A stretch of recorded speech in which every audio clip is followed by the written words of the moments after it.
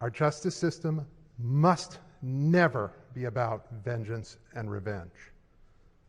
It has to be about something more than that, because that's a demonstration of who we are as a people in this state. This is about justice, and this is about the law. Some actions have lifelong consequences. Up for debate, House and Senate versions of the Juvenile Restoration Act. It would impact as many as 400 people who committed crimes as a juvenile, were tried as an adult, and are now serving at least 20 years in prison for crimes like rape and murder. The legislation would end sentences of life without parole for juveniles convicted and sentenced as adults.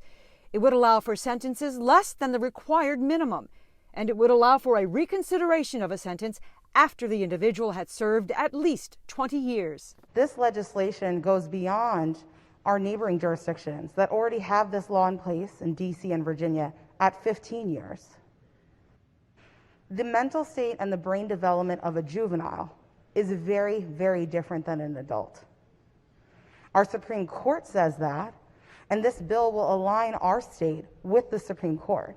House sponsor of the legislation, Prince George's County Delegate Jazz Lewis, says victims and their families will not be forgotten. Victims can come before, they can come in the future when someone has this potential resentencing hearing and have a statement. They can testify in person if they want. State's attorneys will be able to testify either in support of them being released or making sure they don't get released.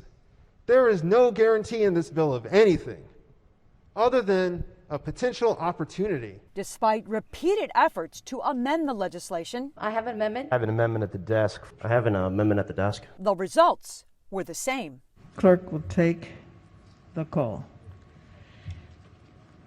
The amendment fails. This debate is to remind us all that these are real crimes with real victims, and a change in the law like this should not be done without a full understanding of what it means.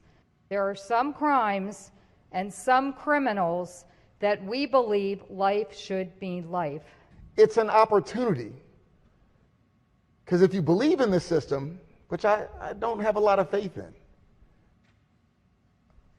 but every now and then you might find that one spark, that one person that actually learns a lesson 20 years after they committed a horrendous crime.